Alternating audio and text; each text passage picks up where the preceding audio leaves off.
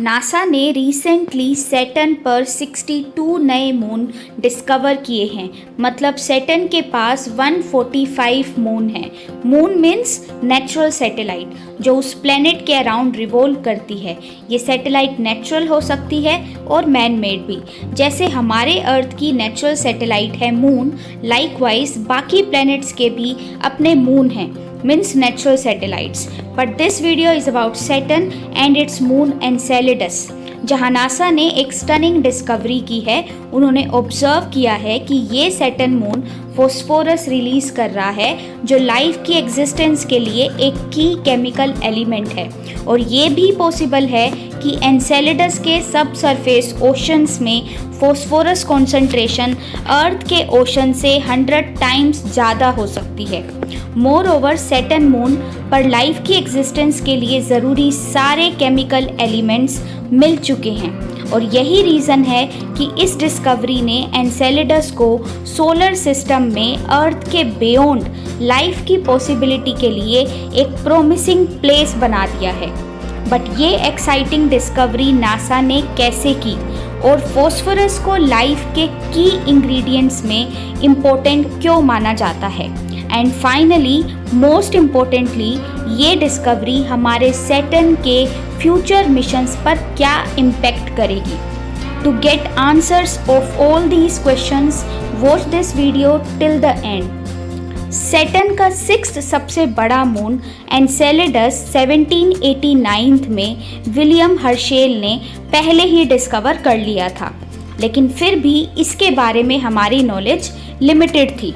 Then 1980 और 1981 में Saturn पर स्पेसक्राफ्ट वॉयेजर 1 और वॉयेजर 2 ने कुछ इनसाइट्स प्रोवाइड की। लेकिन ये रिसर्च का काम रियलिटी में शुरू हुआ था जब 2005 में कसीनी स्पेसक्राफ्ट ने एनसेलेडस को क्लोजली ऑब्जर्व किया और हमें इसकी कैप्टिवेटिंग सरफेस और एनवायरनमेंट डिस्कवर हुई, जिससे ये लोगों के सामने आया।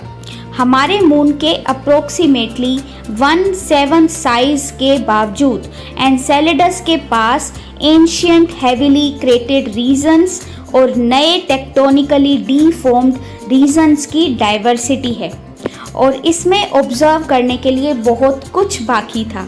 अपने प्रीज्यूम्ड फ्रिजिड और इनएक्टिव नेचर के अपोजिट एनसेलेडस ने साइंटिस्ट को हैरान कर दिया जब ये रिवील हुआ कि इसकी आइसी क्रस्ट के नीचे एक सब सरफेस ओशन है। यही नहीं बल्कि इस छिपे हुए सब सरफेस ओशन से पानी एरप्ट होते देखा गया है, जो क्रैक से निकलता हुआ दिखाई दे रहा है, जिससे पावरफुल वाटर जेट्स बनते हैं।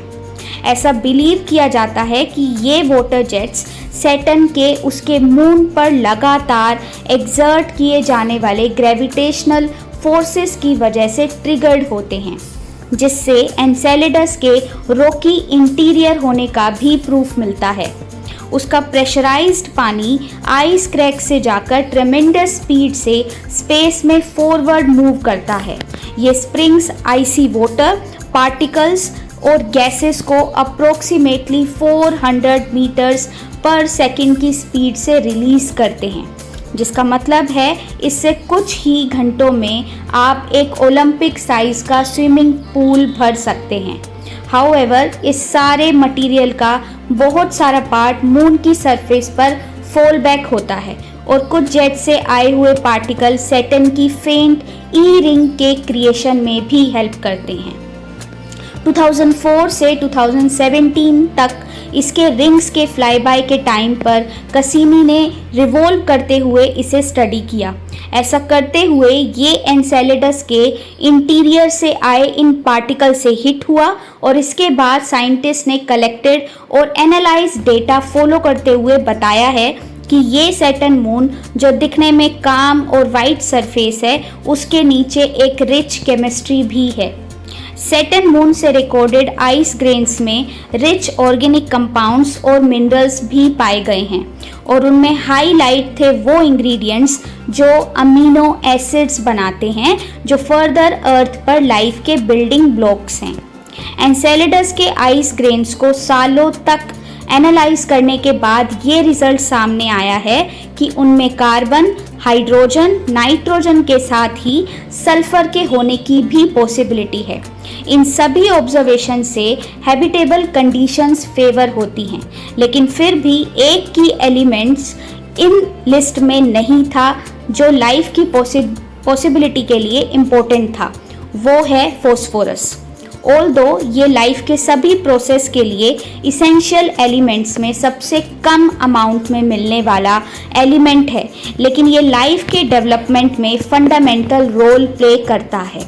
फॉर एग्जाम्पल, ये डीएनए के लिए एक बिल्डिंग ब्लॉक है जो अर्थ पर क्रोमोसोम्स बनाता है और उसमें जेनेटिक इंफॉर्मेशन को कैरी करता है। ये मैमल्स की बोन्स, सेल मेम्ब्रेन और ओशन प्लैंकटन में प्रेजेंट होता है। और यही नहीं, फॉस्फोरस अर्थ पर पाए जाने वाले सारी लाइफ फॉर्म्स पर प्रेजेंट एनर्जी कैरिंग मॉलिक्यूल्स का एक फंडामेंटल पार्ट है। अगर हम एक सेंटेंस में बोलें तो फॉस्फोरस के बिना लाइफ पॉसिबल नहीं है। अब तक इस सिग्निफिकेंट एलिमेंट को अर्थ के बियॉन्ड किसी दूसरे ओशन में डिस्कवर नहीं किया गया था। रीसेंट रिसर्चेस में 2004 से 2008 तक कसीनी के कॉस्मिक डस्ट एनालाइजर की हेल्प से ये एक्साइटिंग डिस्कवरी की गई है। सरप्राइजिंगली डिटेक्टेड फॉस्फोरस अमाउंट पहले से की गई एक्सपेक्टेशन से भी ज़्यादा मिला है। इसमें से साइंटिस्ट ने सीडीए मास स्पेक्ट्रम एनालिसिस किया था, जिसमें एक रिंग से लिए गए 300 से ज़्यादा आइस सैंपल को स्टडी किया गया था। कसीनी स्पेसक्राफ्ट से लिए गए ई रिंग के आइस ग्रेन के सीडीए मास स्पेक्ट्रम से सोडियम फॉस्फेट्स की प्रेजेंस रिवील हुई है, जो फॉस्फोरस के डिटेक्शन को इंडिकेट करता है। नाउ द क्वेश्चन अराइजेज, ये फॉस्फोरस आया कहाँ से इस सैटर्न मून पर? अर्थ पर फॉस्फोरस रॉक्स के इरोजन और वेदरिंग से रिलीज होता है, लेकिन एनसेलेडस के पास ऐसे जियोलॉजिकल प्रोसेसेस नहीं थे। इसलिए साइंटिस्ट ने प्रपोज किया कि मून के ओशन वाटर और इसके कोर में प्रेजेंट इंटीरियर रॉक्स की इंटरेक्शन से ओशन में फॉस्फोरस का डिसोल्यूशन पॉसिबल है। फॉस्फेट्स कोमेट्स में कॉमनली प्रेजेंट होते हैं, तो अगर इस सैटर्न मून में प्रेजेंट रॉक्स जो इसका इंटीरियर बनाती हैं उनमें फॉस्फोरस की प्रेजेंस है, तो ये सरप्राइजिंग नहीं है। और यहाँ पे रिमार्केबल एस्पेक्ट ये है कि यहाँ फॉस्फोरस सब सरफेस ओशंस में डिसॉल्व्ड है, जो लाइफ की एग्जिस्टेंस के लिए ज़रूरी एलिमेंट है। लेकिन फिर भी ये एक सिग्निफिकेंट एलिमेंट ही काफ़ी नहीं है। सो हमें अभी और मिशंस की ज़रूरत है जो इस सैटर्न मून को स्टडी कर पाएँ और यहाँ लाइफ एग्जिस्टेंस की मिस्ट्री को सोल्व कर पाएँ, that in future can it be another earth for us. Thanks for coming and watching till the and.